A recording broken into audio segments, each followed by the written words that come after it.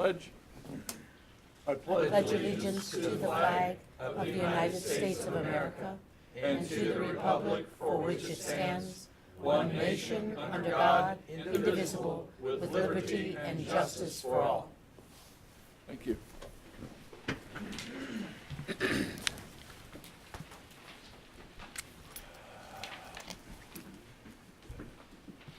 We need to excuse Commissioner Ubel. He may be here arriving late. And we have minutes of... New hires, if you want to do those first. Yep, that's fine. Very good, thank you.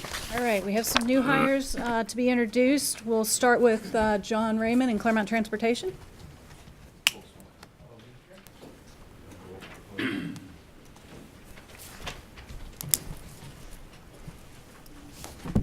Good morning. We have Morning.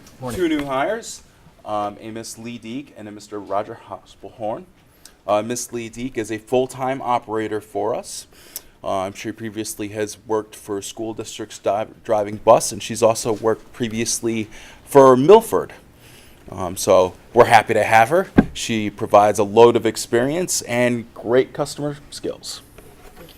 Mr. Roger Hospelhorn was previously a police officer in Florida. He has done some straight truck driving, and he's also driven some bus for West Clermont School District. We're also very happy to have Mr. Roger Hospelhorn. Good, welcome. Thanks for choosing Clermont County. Yes. Thank you. Okay, next we have Department of Job and Family Services. Judy? There you go.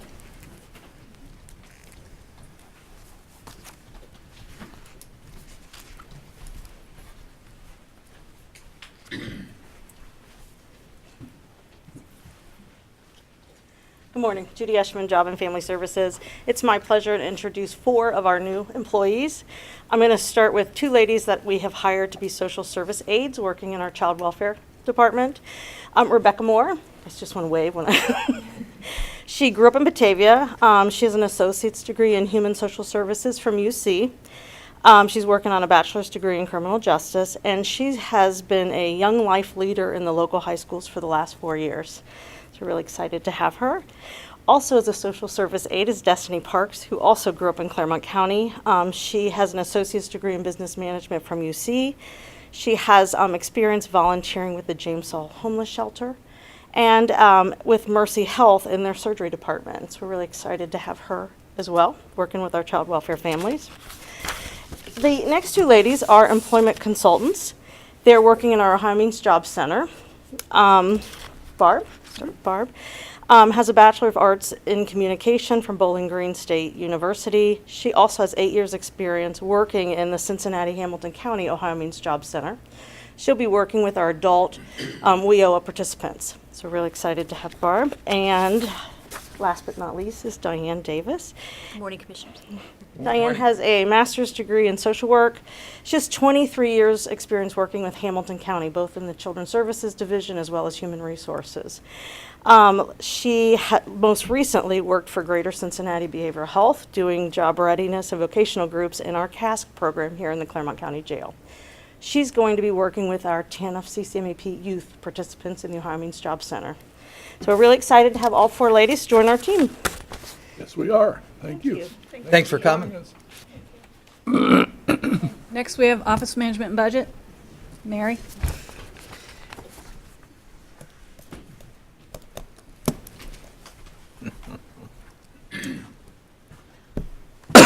Mary Raines of OMB, and I want to introduce Amy DeClaire. She's our budget analyst, was recently hired. She comes back to us, actually. She worked for us for a few years, about 10 years ago. She left to become an elected official in Brown County. And What elected position? recorder. Okay. So she's getting back into the workforce over here, and we're very lucky to have her. Yes. Thanks for coming. I've spoken to her before in the hall. I know she's just tickled to death to be here. Good to have you. Good to have you. And finally, we've got Water Resources. Jim?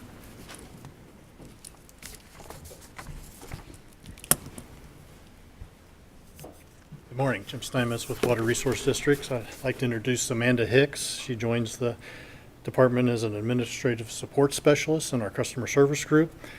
She comes to us from working about 2 years for a company called Best One Tire and Service in Fairfield, Ohio. So she's a lot closer to home now, and we'd just like to welcome her to the team, and Amanda Hicks. Very good. Welcome. Welcome, Amanda. Sure. Sure.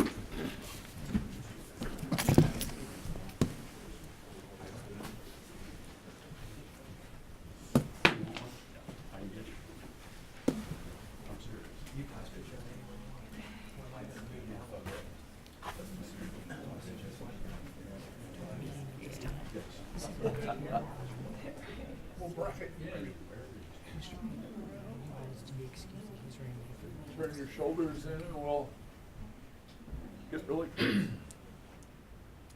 2, 3. And one more. 1, 2, 3.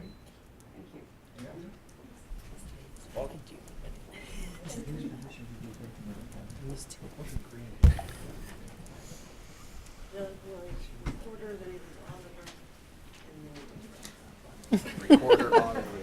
And Amy's mother-in-law was the former treasurer. Okay.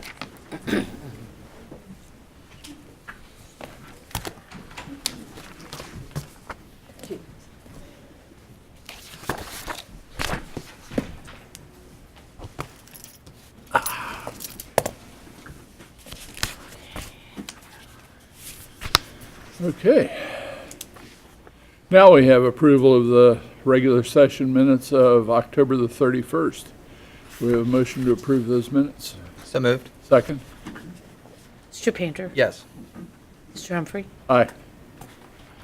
And Steve Ash, Haran Associates, to give us a presentation. I see it up on the board there.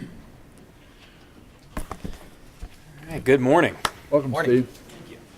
As you mentioned, my name is Steve Ash. I'm with Haran, so the employee benefits consultant that partners with Clermont County. So I'll be fairly brief, just have an update on the stop loss RFP that we conducted, as well as the renewal. So just real quick, the stop loss, because you are self-funded, you want to purchase an insurance product that covers you from catastrophic claims. So what that is, so what you do is you purchase that stop loss policy. So claims up to a certain threshold are the responsibility of Clermont County. Anything over that threshold would be reimbursed through the stop loss insurance carrier. So it's a very important piece of the puzzle when you are self-funded. We'd mentioned we were going to do an RFP, so go out to the market and try to get the most competitive quotes possible for 2019. And we did just that. We did receive several quotes, as well as several declined quotes. First, I'm going to touch on the Sun Life current contract. You can see there on the left-hand side, you have the Sun Life current contract, some of the provisions, and then the annual premium associated with that. The Sun Life renewal, last time I was out here, we had an illustrative renewal, and it was a 15% increase. And due to some of the large claimant activity, they actually increased their renewal to a firm 18.5% increase for about $155,000 total annual increase for their stop loss contract. So thankfully, when we did go to the market, we had some really great results. We had Symetra, ASG, and HCC give us some competitive quotes. And as you can see, Symetra gave us two options, both of which are saving some premium dollars on that stop loss program. ASG is slightly above current at 3.4% or $28,000, and then HCC is also below the current costs. So I am recommending that we move the stop loss insurance to Symetra under option 1. Option 1 would save us $85,000 from current costs, and it's about a $240,000 savings from the renewal of Sun Life. So very significant dollars there. The option 1 and option 2, the difference there is option 1 does allow a premium dividend, which would allow Clermont County to earn premiums back if the large claimants run favorably. Now, I make the recommendation for option 1 because Sun Life has a similar contract. In the 3 years that we've been with Sun Life, we have received dividends back of about $320,000 over the course of 3 years. This year, it does not look like we will get that Sun Life dividend based on the way the large claimants are tracking in 2018. So 2 out of the 3 years being with Sun Life, we've received that, and it's been a large sum of money. Symetra, again, has that dividend program. You can earn up to 15% back on the premiums that they offer. So also looking at your current large claimants and using some analytics that we have, looking forward, those large claimants don't seem to be getting any worse or significantly worse. So we do think that they will be close to or below that stop loss deductible threshold. So hopefully we can qualify for the dividend next year through Symetra. And some of the factors, Steve, that they base that premium on, what do they look at as far as, what factors do they look at, and what factors could we change that would allow that to even go down? So they're going to look at your demographics, just to get a broad sense of the demographics and typical groups within those demographics, how they perform. But most importantly, they're going to look at your large claimants and what large claimants are really, what has been paid out in the past, 12 to 24 months in stop loss reimbursement. But even more importantly, what is the current risk profile of those large claimants in the most recent rolling 12 months? And that's what they're going to look at. So one of the best ways to do that is, we preach at every open enrollment throughout the course of the year, is just making sure people are getting those preventive visits and doing the things they need to do to take care of themselves. A lot of times if you're doing that, you can catch a disease state earlier in the process rather than later. So for example, if you had cancer, it's obviously better to catch it in stage 1 than, say stage 4, where it's going to be more severe and more costly. So if you're getting your preventive visits, that always helps. We do have the wellness program with a primary care physician initiative in place to help encourage that as well. So that's something that will help with large claimants. Sometimes you can't avoid large claimants. They're there, and that's what insurance is for. But being as proactive, with your health and just living a healthy lifestyle, that's going to be something that would help impact large claimants. Okay. Thank you. Any questions? We've asked. Awesome, thank you. And then one other just quick note is we are going to continue to work with Star Robbins. She's the one that helps out with the voluntary enrollment programs. So just wanted to mention that, and she's going to continue just evaluate programs to see if there's anything else to be added to the Clermont County profile to round out the benefits. So we'll continue that partnership with her as well. Okay. That's it from me. Thank you. One more question. Yes.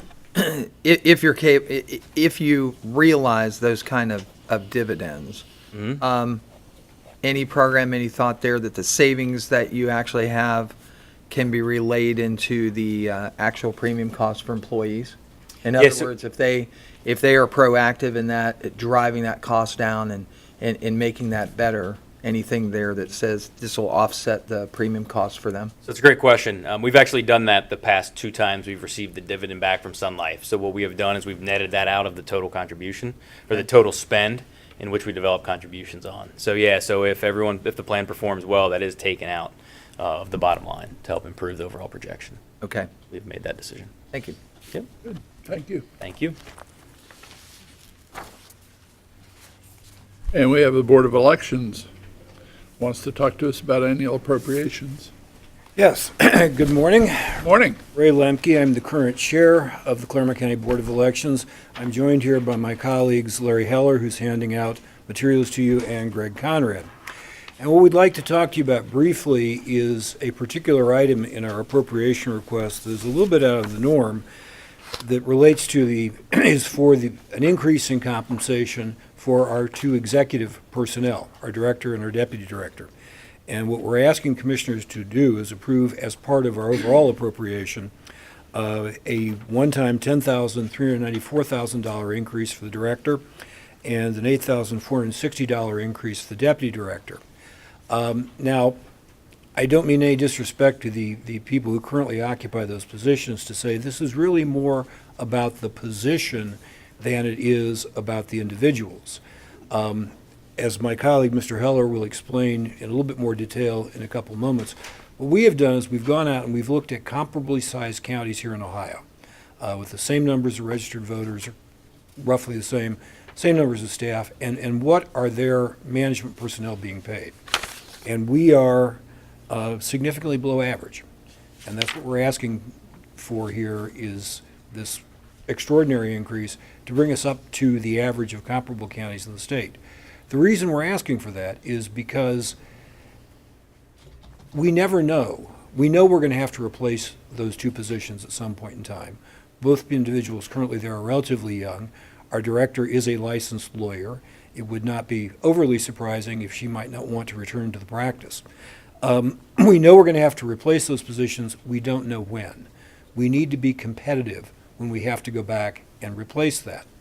To just give a quick overview, in one sense, we're a little bit of an unusual organization because by statute, we are the representatives in Clermont County of the Secretary of State for elections matters. And the Secretary of State basically tells us what to do. And I can tell you, to sort of illustrate the magnitude of the task, I would say starting about mid-August of this year, there were almost daily email requests from the Secretary of State's office to the board for various, we have to do various things, we have various relatively short deadlines, their reports have to be turned back in.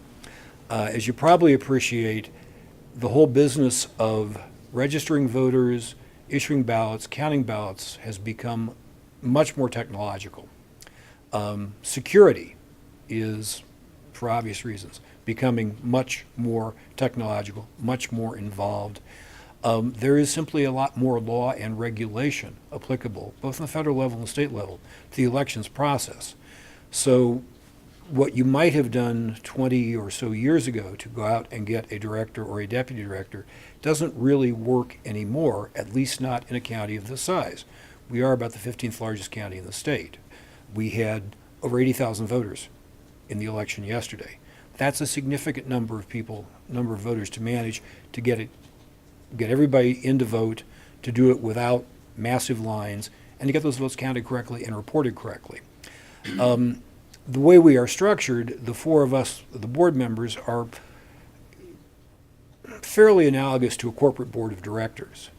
We come in, we set policy, we deal with issues, but the actual management of the agency, the CEO and COO, if you will, are our director and deputy director. Those are the people that make it happen.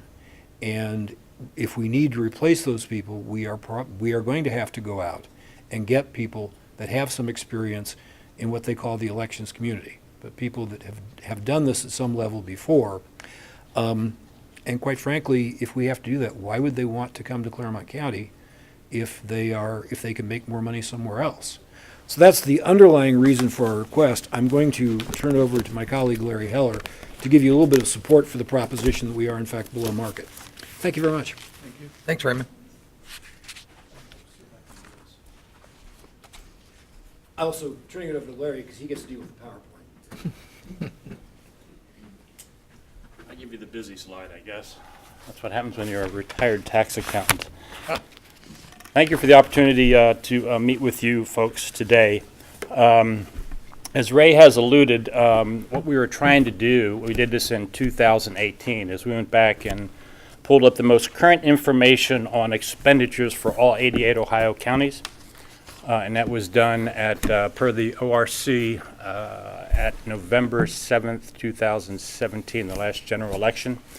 There's a requirement for all the boards of elections to share their expenditures. And we went back and did an analysis on that, and we were looking for comparable sized counties to take a look at with Clermont. As you can see up, I don't know, maybe you can't see up in the top there, we have about 138,000 registered voters.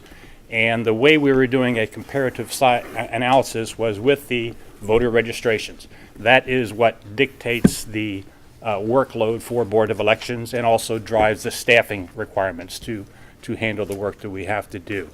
So we were able to find 7 other counties out of the 88 that were within comparable size by voter registration within 10 to 15% plus or minus of our 138,000 registered voters. And what I want to share with you is just a couple things that we gleaned from this analysis. Number one, Clermont County has 23 more precincts than the average of those other counties that are of comparable size.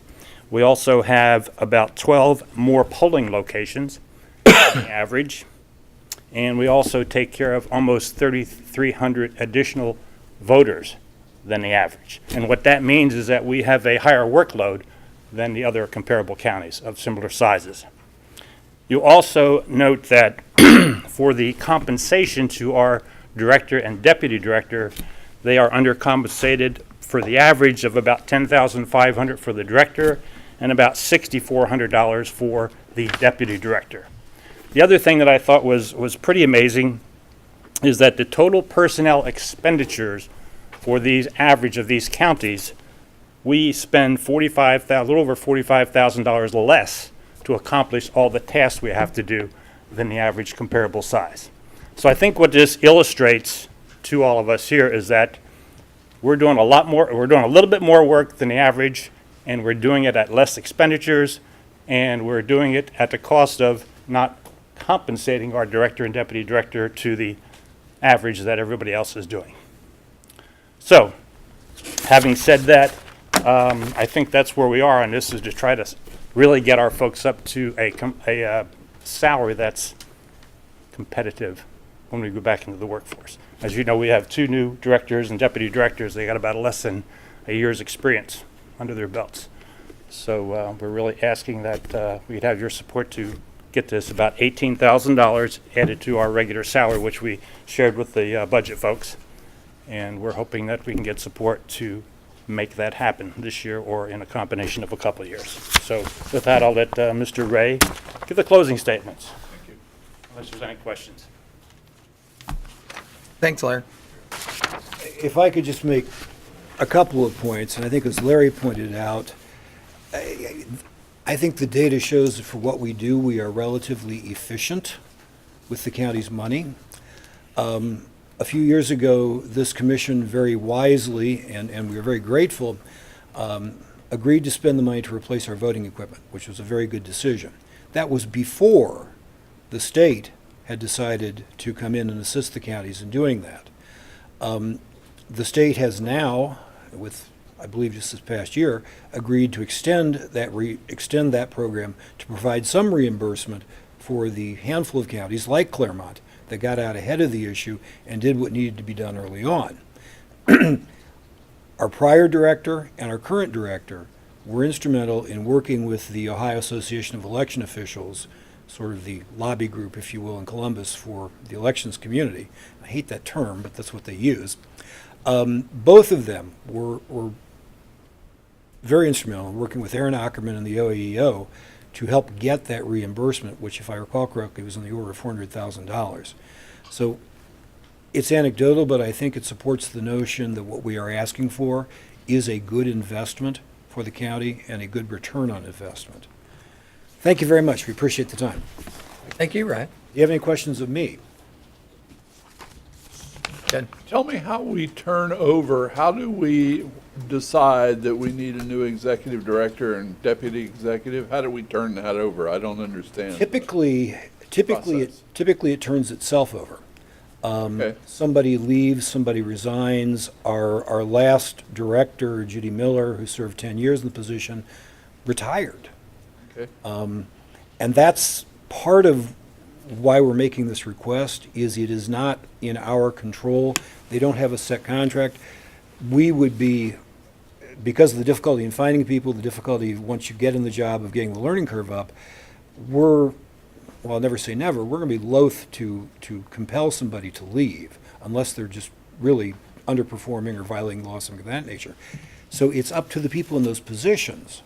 They choose when they're going to leave. And then it takes time to find somebody, particularly somebody good, to come in and replace them. So that is part of our concern, is we don't know when we're going to have to replace these people.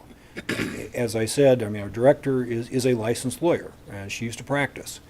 I can tell you from a little bit of personal experience that people that get into that profession, even if they step out of it for a while, they tend to wander back.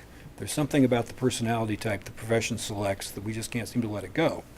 So while I have no specific information, I would certainly never be particularly shocked if she decided to go back to the practice. Quite frankly, she could probably make more money doing that. So we have to be prepared, and we don't know. There is no schedule for turning it over, Commissioner Humphrey, to answer your question. We have to be prepared more or less at any time to say, gee, we now have a key person for this agency that has left, and we've got to replace them. The only thing that is fixed is we know we have elections in Ohio every year. We will elect our trustees and village councils and school boards next year. And then in 2020, we're going to have a presidential primary, presumably in March, although I don't know if that's been set yet. And we're going to have another presumably huge and contentious general election in 2 years from yesterday, basically. That part of the schedule is set. when our executive personnel are going to turn over isn't set. That's why we have to be prepared. Both positions in the past were as a result of retirements, both the deputy director and the director within the last year to year and a half. And the director and deputy director came into this role knowing what the salary was, correct? That is Oh, yes. Okay. And and just for edification, how did that salary compare what they came in versus what Miss Miller retired at? Was that roughly the same? Was it? Just a little bit higher than what the prior deputy and director had. Okay, Not higher, but a My little bit. recollection is it wasn't significantly higher. okay. But if you look, one of our neighboring counties, Warren County, is significantly higher than us, so that kind of hits home. Yeah, and that, Trying to recruit somebody and to go one county over and they're making significantly more, makes it very difficult for us to compete. thank you very you. much. Appreciate your time. Thank you. Any other questions? Mr. Hubel? Mr. Painter? Okay.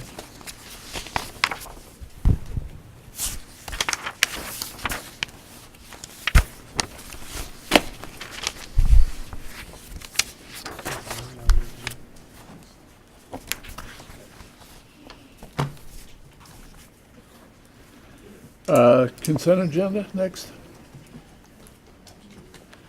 The consent agenda was prepared and sent to us, and we've had a chance to look it over. Are there any items that need to be pulled from the consent agenda for further discussion and consideration, or may I have a motion to approve the consent agenda as mailed? So moved? I'll second the motion. Painter, Yes. Mr. Ubel, Yes. Mr. Humphrey, Aye. Non-consent agenda begins on page 4 with item 7, which is Resolution 179-18 to pay our bills in the amount of $835,427.15, plus invoices and other as described there. Do we have a motion to adopt Resolution 179-18? So moved. Second? Any discussion? Mr. Ubel, Yes. Mr. Painter, Yes. Mr. Humphrey, Aye. Item 8. Morning, I'm Lyle Bloom, Director with the Clermont County Water Resources Department. Item number 8 is a recommendation to adopt resolution number 180-18, resolving to determine to proceed with the construction, operation, and maintenance of the water petition project known as the Taylor Avenue Water Petition Project located in Stonewood Township and designated as project number 6401-60149 in conformance with the detailed plans, specifications, estimates of cost and financing, and tentative assessment rule as herein ratified and confirmed, all of which shall be paid from special assessment of benefited properties as identified in Exhibit B, attached thereto and made a part thereof, with a portion of the project costs paid by the County Waterworks System Capital Improvement Fund pursuant to and in full compliance with Chapter 6103 of the Ohio Revised Code. So for this project, we had a public hearing on September 26th of this year. We didn't have any of the residents attend to speak in support or opposition. We didn't have any submit anything in writing for 5 days following that. We had a public involvement meeting prior to that, and then we also had written correspondence with the property owners indicating support and opposition prior to the public hearing. At that time, we had 6 property owners that were in support, 1 property owner opposed, and 1 has never responded whether they're in support or opposition. So there's only 8 property owners affected by this project. The tentative assessments on the project, it's a per parcel assessment, so all 8 properties will have the same assessment amount. These are tentative. Final assessment amounts will be based on actual project costs after the project is constructed. But the basic benefit assessment is $8,750 per parcel. And then the cost for the system capacity fee and meter installation is $1,970 and $927 respectively. Those can also be included on the as part of the special assessment if they connect. Okay.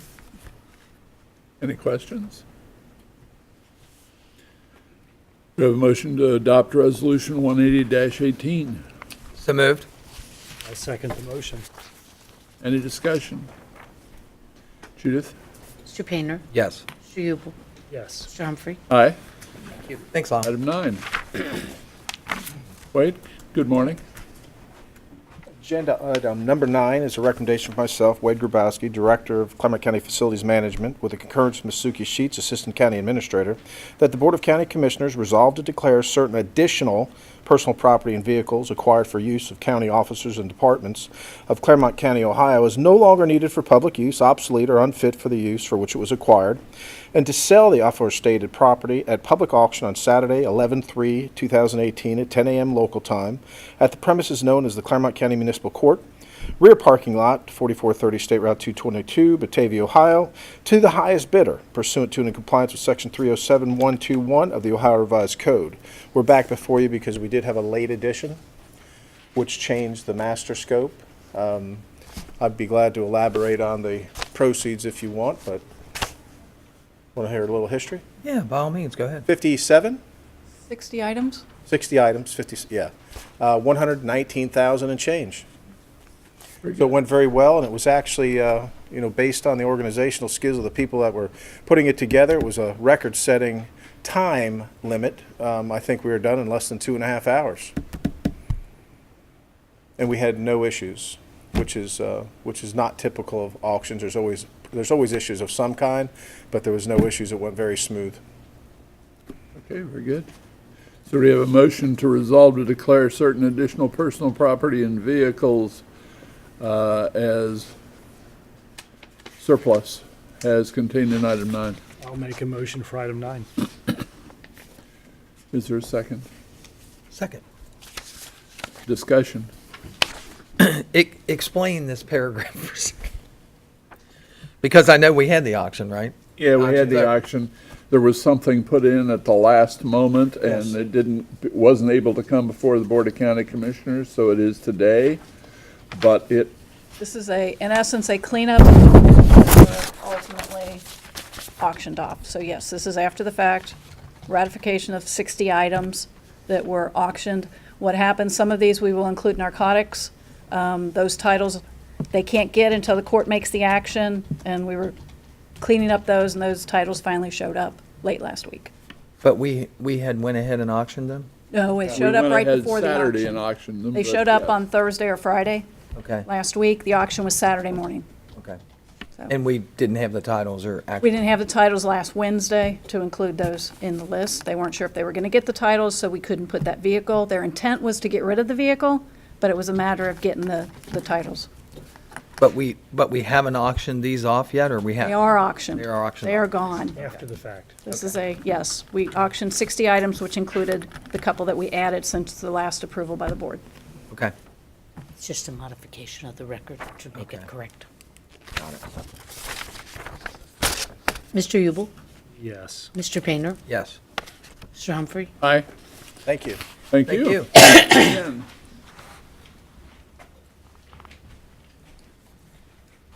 Morning, Craig? Craig Reisner, County Engineer's Office. Item number 10 is a recommendation of Patrick J. Munger, County Engineer, with the concurrence of Thomas J. Eigel, County Administrator, to execute a contract for minor public improvement by and between the Board of County Commissioners, Clermont County, Ohio, and Scioto Valley Precast, Chillicothe, Ohio, as it relates to the manufacture and assembly of a concrete box culvert for project GO 1018, Woodville Pike Bridge Replacement, C-133-4.6. It's located in Goshen Township. In accordance with the scope and services identified in Exhibit A, attached thereto and made a part thereof, estimate cost not to exceed $43,964. Said services to be completed within 45 days of the contractor's receipt of the signed contract and notice to proceed from the Clermont County Engineer. Pursuant to and in compliance with the terms and conditions set forth, and contingent upon release of the required purchase order, in concert with requisition number 00005339, dated 9/2018.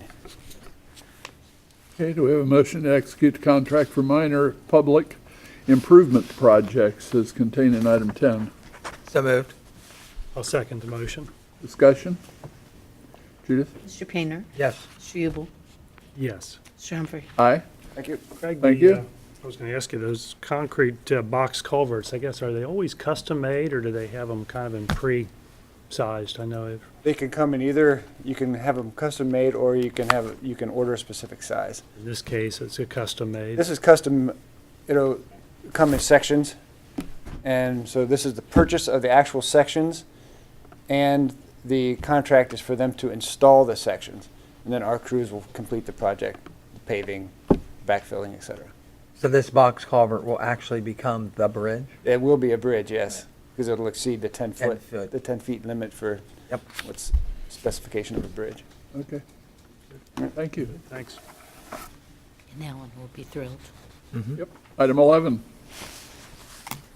Item 11 is a recommendation from Barb Wiedenbein, Clermont County Clerk of Common Pleas Court, to authorize Edwin Humphrey, President of the Board, to execute the retail lease agreement between the county and Tobin out of Crescent Springs, Kentucky.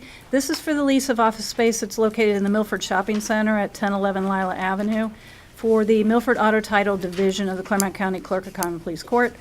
The rate for the lease will be $1,204.17 a month, plus an estimated operating cost of $291.41 a month, for a total not to exceed $44,867.40. This will be for the period that starts February 1st of next year through July 31st of 2021, pursuant to the terms and conditions and contingent upon 2019 appropriations and issuance of a purchase order. They've been in this facility for quite a while. It's nice for the citizens to have that right next to the motor vehicle license location, and everything seems to be working well for them down there. Okay. For a motion to execute the retail lease agreement is contained in item 11. So moved. Second. Discussion? Judith? Mr. Ubel? Yes. Mr. Painter? Yes. Mr. Humphrey? Aye. And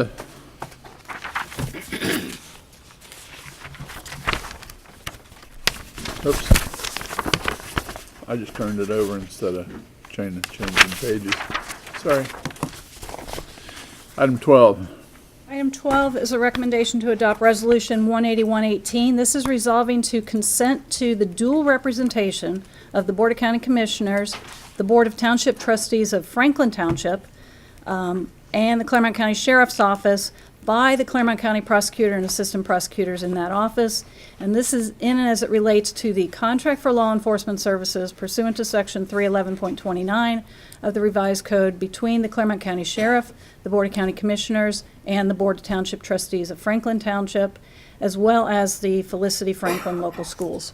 So we have obviously a multi-party contract, and the prosecutor represents the township. All parties. And they're going to represent all three of us separately, and we'll agree, this is agreeing to that dual representation and notification that they do cover multiple. Okay. For a motion to adopt Resolution 181-18 is contained in item 12. So moved. I'll second the motion. Discussion? Mr. Painter? Yes. Mr. Ubel? Yes. Mr. Humphrey? Aye. Item 13. Good morning. Morning. Yvonne Smith, Benefit Plan Coordinator for Clermont County Employees.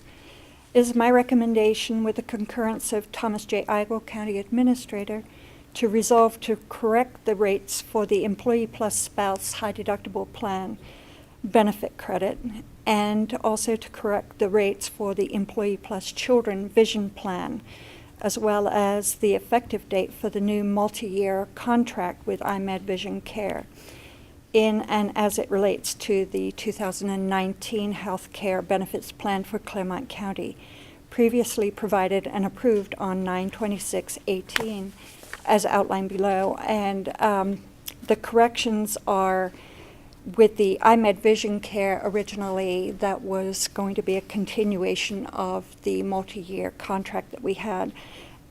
Instead, iMed issued a new contract for an additional 48 months. So that is actually a new contract, not an existing contract. And then the high deductible plan employee and spouse amount was originally listed at $434.80. That was a typo.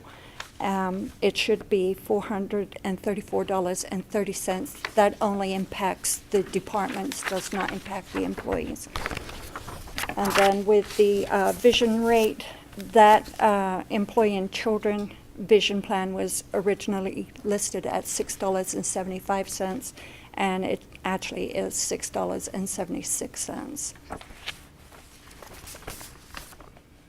Okay, do we have a motion to resolve to correct the rates as contained in item 13? So moved. Second. Discussion? Judith? Mr. Ubel? Yes. Mr. Painter? Yes. Mr. Humphrey? Aye. Item 14.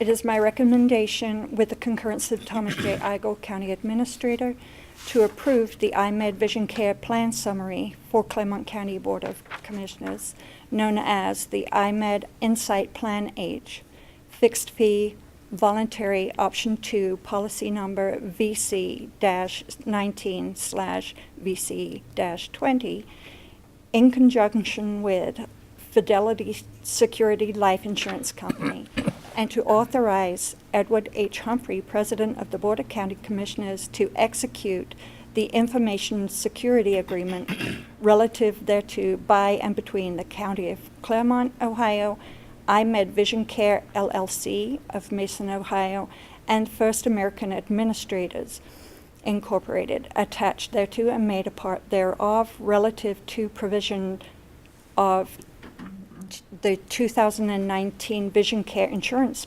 Benefit Plans for Clermont County employees, effective for the period of 1/1/2019 through 12/31 of 2019, with a multi-year guaranteed through 12/31 of 2022. Pursuant to and in compliance with the terms and conditions set forth therein, and contingent upon the adoption of the annual appropriations for calendar year 2019, and the issuance and receipt of a purchase order, therefore. Okay. Do we have a motion to approve the iMed Vision Care Plan Summary and execute the information security agreement as contained in item 14? So moved. I'll second the motion. Discussion? Judith? Mr. Painter? Yes. Mr. Ubel? Yes. Mr. Humphrey? Aye. Item 15. It's my recommendation, with the concurrence of Thomas J. Igel, County Administrator, to authorize Edwin H. Humphrey, President of the Board of County Commissioners, to execute the Master Services Agreement by and between the County of Clermont, Ohio, and Bethesda Healthcare Incorporated of Cincinnati, Ohio, for the provision of an employee assistance plan, also known as an EAP, for Clermont County employees and their eligible dependents, as outlined in the Tri-Health EAP scope of works identified in Exhibit A, attached thereto and made a part thereof, at the rate of $1.19 per eligible employee per month, for an estimated annual amount of $17,500, based upon the current number of eligible employees, plus additional fees for optional services as outlined therein, effective for the period of 1/1 of 2019 through 12/31 of 2019, with an automatic renewal option for 1-year terms, not to exceed 5 renewal terms, pursuant to and in compliance with the terms and conditions set forth therein, and contingent upon the adoption of the annual appropriations for calendar year 2019, and the issuance and receipt of a purchase order, therefore. Okay. We have a motion to execute the Master Service Agreement as contained in item 15. I'll make the motion. Second. Yvonne, can you give us a little more information on that? On the EAP services, Yeah. EAP is a free service to any full-time employee and or their dependents. It offers 5 free counseling services for various types of issues. So things such as if you had a child in school who was having problems and you were trying to identify what those problems were, you could call the EAP, and they would have a professional counselor talk with you as the parent, and also could counsel the child as well, and those would be 5 separate visits for each. And then the 5 visits are a per incident, not a per year. So if you had multiple things going on with the family, you could call for multiple things. If you were having trouble at work, trouble handling an issue, or you're stressed out at work, and you could call the EAP and they can help you with some tools to help you get through whatever's going on. Those services are all free to the employee and to the dependents, and 100% confidential. So information does not come back to the county on who has called or why they have called. The only information we receive is aggregate information, so the number of calls and the type of services that were rendered. Great, thank you. I think I asked that same question last year, but Well, it's always good to refresh. it's public service on the television, so. There you go.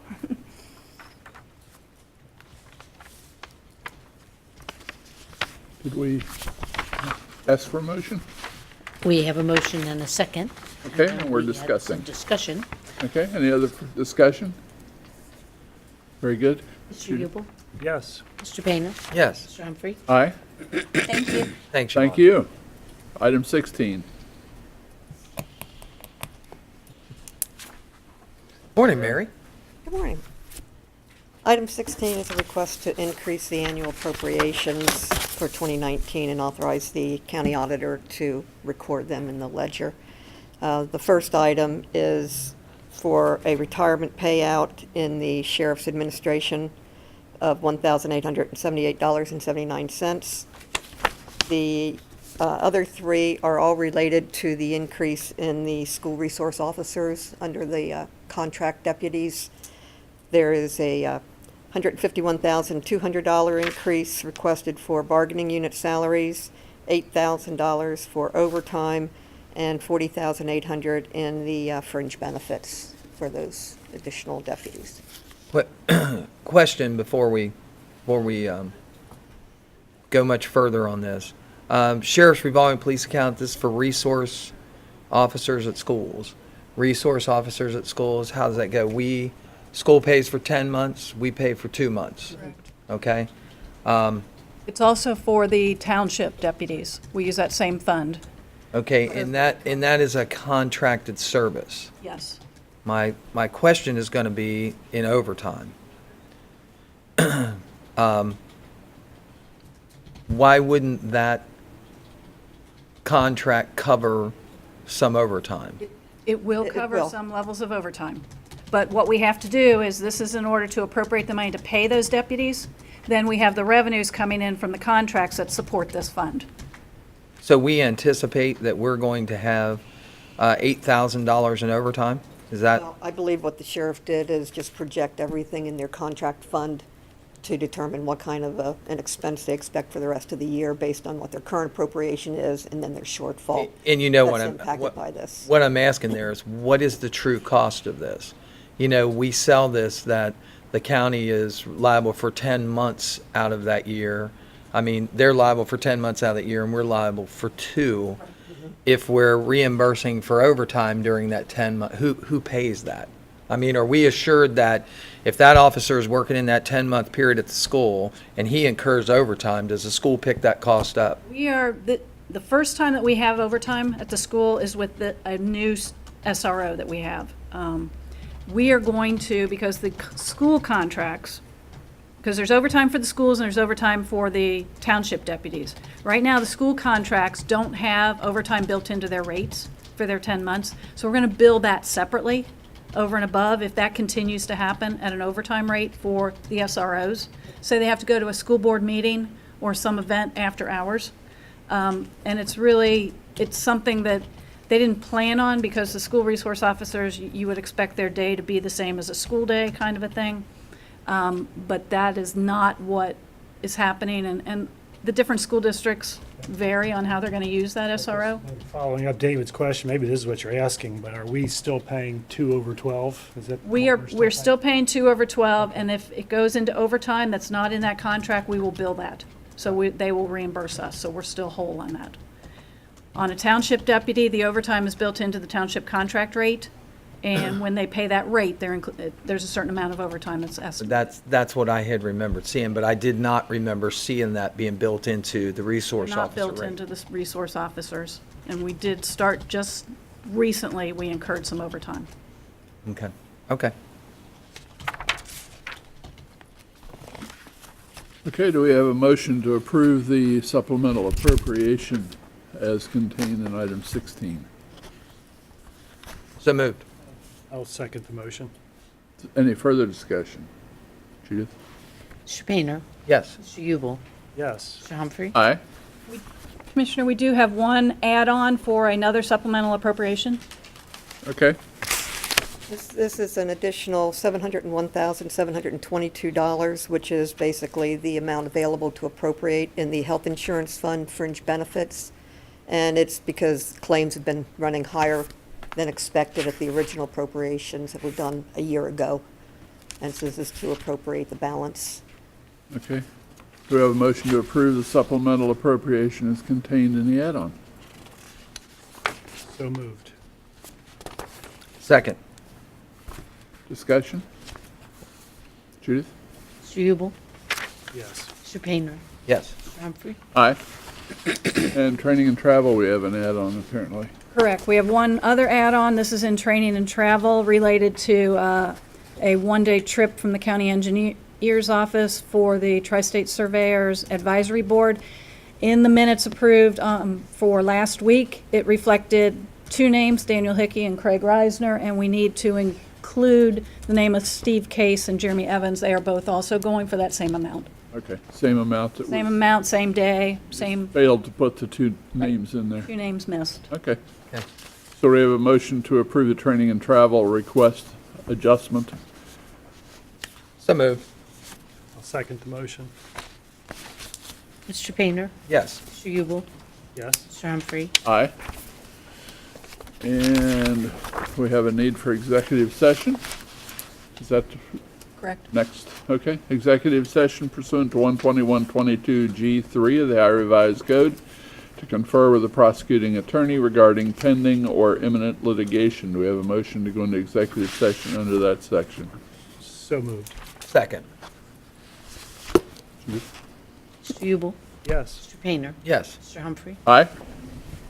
We'll be back. Okay, we're back from executive session. No decisions were made. Are there any add-ons or anything we need to consider yet? Okay. Then I'll entertain a motion to adjourn. Public participation. Public. Oh, public participation, I'm sorry. We'll open it for public participation. Is there anyone here that would like to participate? If not, then I'll entertain a motion to adjourn. So moved. I'll second the motion to adjourn. Mr. Painter, Yes. Mr. Ubel, Yes. Mr. Humphrey. Aye. That concludes our business for today. Thanks for joining us, and God bless.